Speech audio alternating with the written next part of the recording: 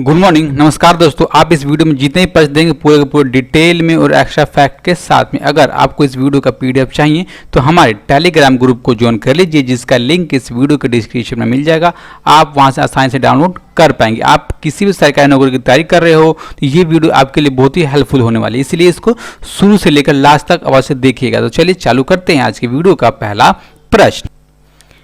किस देश ने विक्रेताओं के लिए मूल देश की जानकारी देना अनिवार्य कर दिया? तो अनिवार्य किया गया ऑप्शन नंबर सी, यानी कि भारत की तरफ से। भारत का डिपार्टमेंट ऑफ कॉमर्स, उसने इस आदेश को पारित किया। अब देखिए दोस्तों, जो भी दुकानदार होंगे, जो भी विक्रेता होंगे, उनको पूरी जानकारी देनी होगी ग्राहकों को कि कौन सा उत्पाद कौन से जगह का बना हुआ है, यानी कि उसका मेड इन कहाँ का है। ठीक है दोस्तों, अब देखिए एक आप वर्ड सुनिएगा, GEM। इसका मतलब ये होता है कि गवर्नमेंट ई मार्केट प्लेस, यानी कि जो भी बिजनेसमैन होते हैं, जो भी दुकानदार होते हैं, उनको जितने भी उनके प्रोडक्ट होते हैं उनकी जानकारी सरकार के पास रजिस्ट्रेशन के तौर पर करानी होती है दोस्तों, पूरी की पूरी जानकारी। ठीक है, लेकिन इस आदेश के आने से पहले जिन भी बिजनेसमैन ने उस रजिस्ट्रेशन करा लिया है, ठीक है, उनको दोबारा जानकारी देनी होगी सरकार को और ग्राहकों को भी। ठीक है, और जो इसके बाद में कराएंगे उनको भी पूरी की पूरी जानकारी देनी होगी सरकार को, कहां का ये बना हुआ है, कौन सा प्रोडक्ट दोस्तों। ठीक है, इसको आप याद कर लीजिए, बहुत ही इंपॉर्टेंट है। और केंद्र सरकार ने आत्मनिर्भर भारत बनाने के लिए 50,000 मेड इन इंडिया वेंटिलेटर के लिए कितने करोड़ रुपए आवंटित किए हैं? तो आवंटित किए गए ऑप्शन नंबर बी, यानी कि 2,000 करोड़ रुपए वेंटिलेटर के लिए दिए गए। ठीक है दोस्तों, टोटल 3,000 करोड़ रुपए आवंटित किए गए। किस के लिए?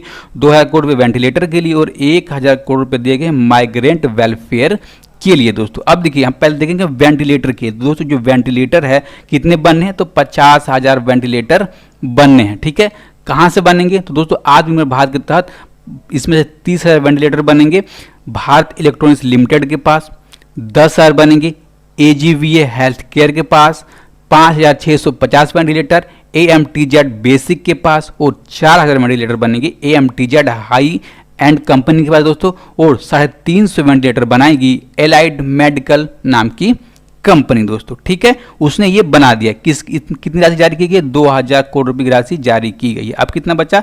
1,000 करोड़ रुपए की राशि अभी बची। जैसे मैंने आपको बताया था, ये प्रवासी मजदूरों के कल्याण के लिए राशि दोस्तों जारी की गई है 1,000 करोड़ रुपए की। अब देखिए इसमें से 2011 की जो जनगणना हुई थी उसके अनुसार जो भी प्रवासी मजदूर हैं उनको 50% राशि इसमें से जमा की जाएगी, और जिन भी प्रवासी मजदूरों को कोविड-19 का संक्रमण होगा दोस्तों, उसमें से 40% की जो राशि उसमें से दी जाएगी, और उनके कल्याण के लिए उनको वस्तुएं देने के लिए 10% की राशि में से पूरा का पूरा उनको प्रवासी मजदूरों को दिया जाएगा इसके तहत में। ठीक है, किस लिए राशि दी गई है? तो प्रवासियों के लिए आवास, भोजन, चिकित्सा, उपचार और परिवहन की व्यवस्था करने के लिए। ओके, अब हम देखें दोस्तों PM केयर फंड के बारे में, क्योंकि बहुत ही इंपॉर्टेंट है, इसके थ्रू पैसे दिए गए हैं दोस्तों। अब देखिए इसकी स्थापना हुई थी 27 मार्च 2020 को इसके दोस्तों स्थापना हुई थी। ठीक है, किस लिए हुई थी? कि अगर कोई भी आपातकालीन स्थिति आ जाती है देश के अंदर में, तो उस आपातकालीन स्थिति से निपटने के लिए इस केयर फंड को बनाया गया था। अब देखिए इसके अध्यक्ष कौन होते हैं? तो इसके अध्यक्ष होते हैं प्रेजेंट टाइम के भारत के प्रधानमंत्री। कौन है? तो दोस्तों नरेंद्र मोदी इसके अध्यक्ष है। ठीक है, अब इसके सदस्य कौन है? तो इसके सदस्य हैं रक्षा मंत्री राजनाथ सिंह, गृह मंत्री अमित शाह और वित्त मंत्री निर्मला सीतारमण इसके सदस्य हैं। ओके, अगला प्रश्न 3 नंबर के लिए। किस देश ने हाल ही में अपनी बायडू नेविगेशन सैटेलाइट सिस्टम के लिए अंतिम उपग्रह का सफलतापूर्वक प्रक्षेपण किया? तो प्रक्षेपण किया गया ऑप्शन नंबर सी, यानी कि चीन की तरफ से। दोस्तों जो बायडू है इसका, ये एक नेविगेशन सैटेलाइट है। ठीक है, इसको छोड़ा कहां से गया? तो इसको छोड़ा गया है सिचुआन प्रांत के जियांग उपग्रह प्रक्षेपण केंद्र से। कहां से? जियांग उपग्रह प्रक्षेपण केंद्र से इसको छोड़ा गया है, और इसमें लॉन्ग मार्च 3 क्या चीज? लॉन्ग मार्च 3 नाम का रॉकेट का उपयोग किया गया दोस्तों। अब ये है क्या?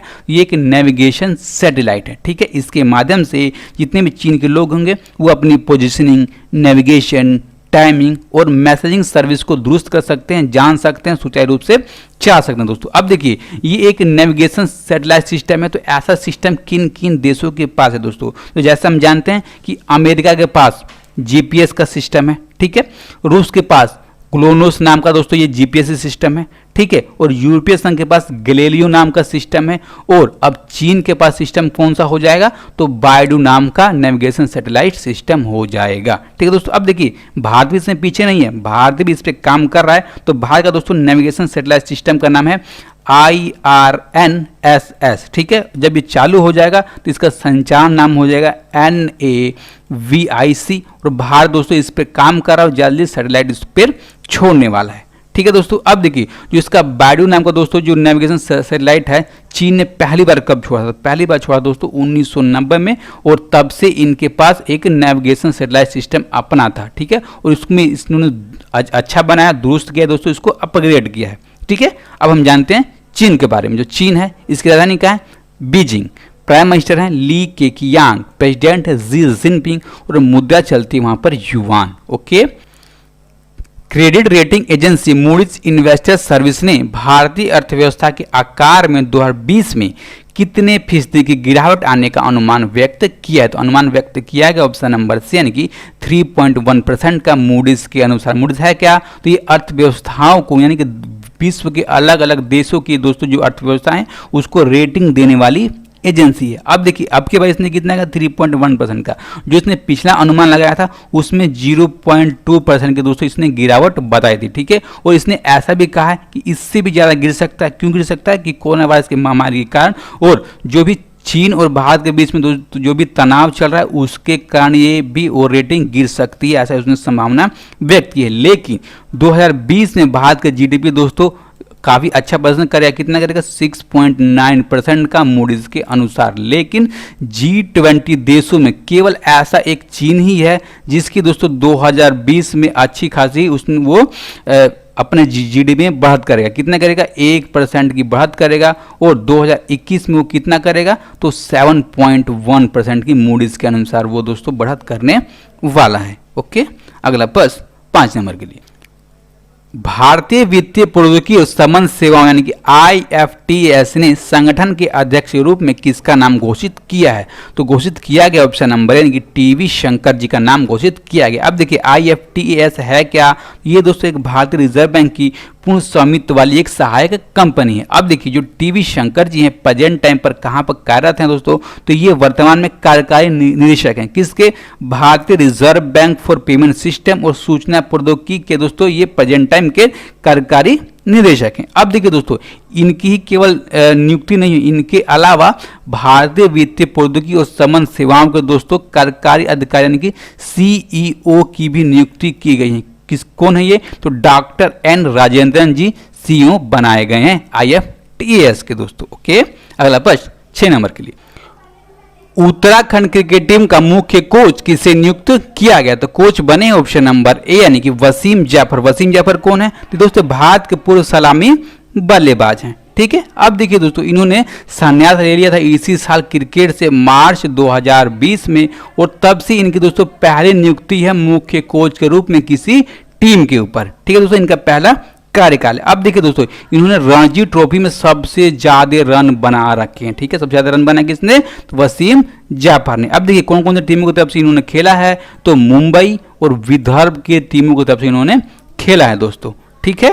अब हम देखेंगे उत्तराखंड के बारे में। जो उत्तराखंड है इसकी दोस्तों राजधानी क्या है, तो इसकी राजधानी है दोस्तों ठंडियों की देहरादून और गर्मियों की गैरसैंण। दोस्तों जो गैरसैंण राजधानी ये हाल ही में बनी है इसलिए बहुत ही इंपॉर्टेंट है। और इसके चीफ मिनिस्टर हैं त्रिवेंद्र सिंह रावत तथा इसके प्रेजेंट टाइम गवर्नर है बेबी रानी मौर्य। और इसके पार्लियामेंट सीटें हैं राज्यसभा की 3 और लोकसभा की 5 तथा इसकी राज्य बना था 9 नवंबर 2000 को, किससे अलग होकर, तो उत्तर प्रदेश से अलग होकर दोस्तों, ठीक है। इसकी राजकीय नदी है गंगा, राजकीय जानवर कस्तूरी मृग, राजकीय पक्षी हिमालयन मोनाल, राजकीय फूल ब्रह्मा कमल, राजकीय पेड़ बुरांस, राजकीय खेल है फुटबॉल, ओके।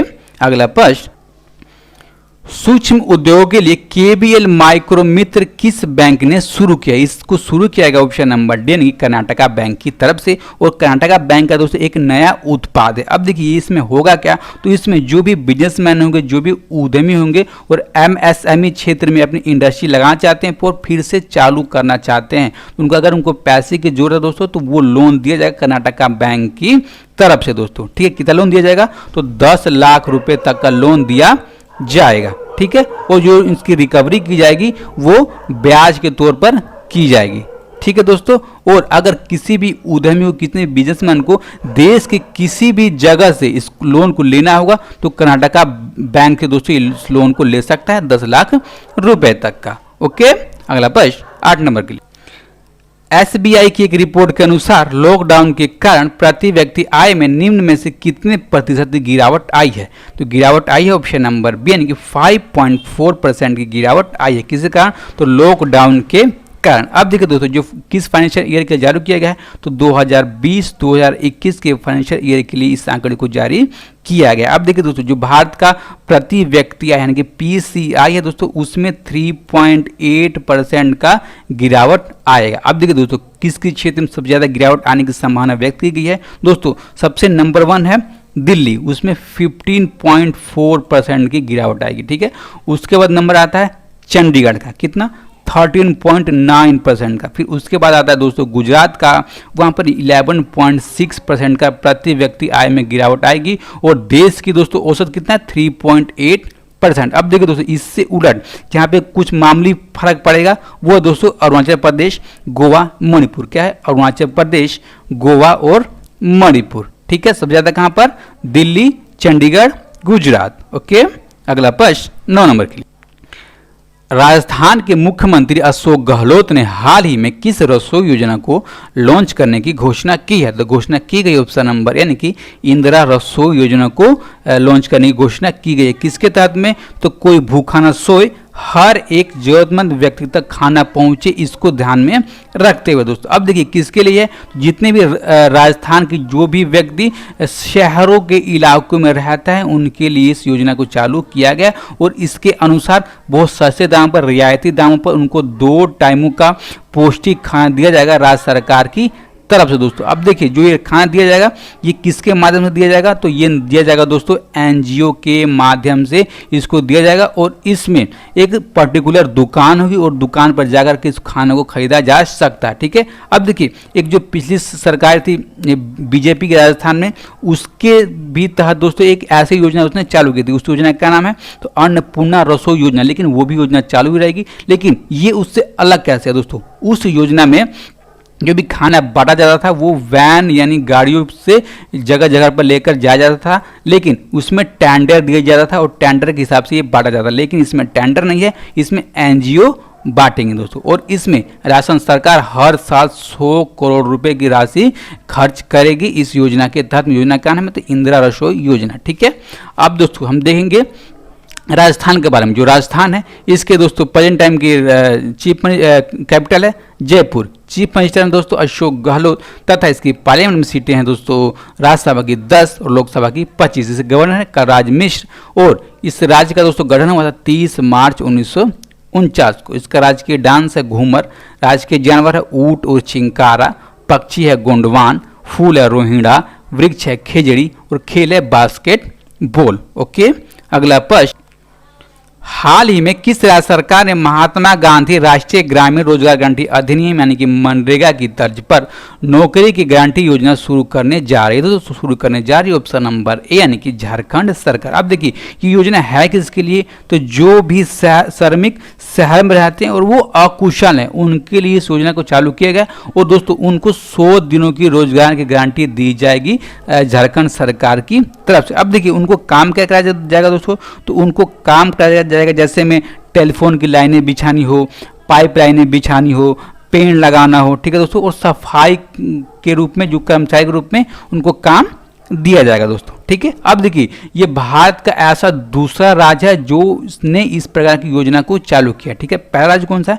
तो पहला राज्य दोस्तों केरल। ठीक है, उसकी कौन सी योजना है दोस्तों?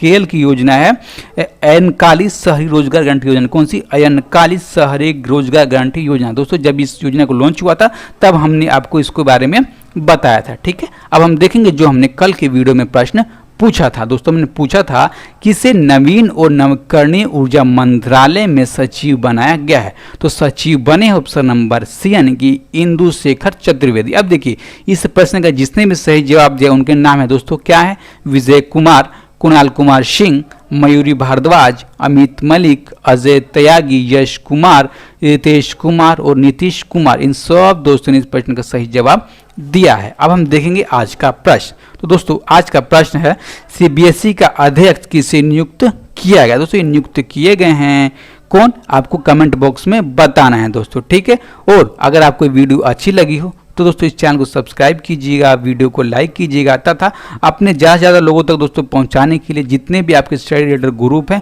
वहां पर इसको शेयर कर दीजिएगा। ठीक है, और अपना ख्याल रखिए। नमस्कार, धन्यवाद।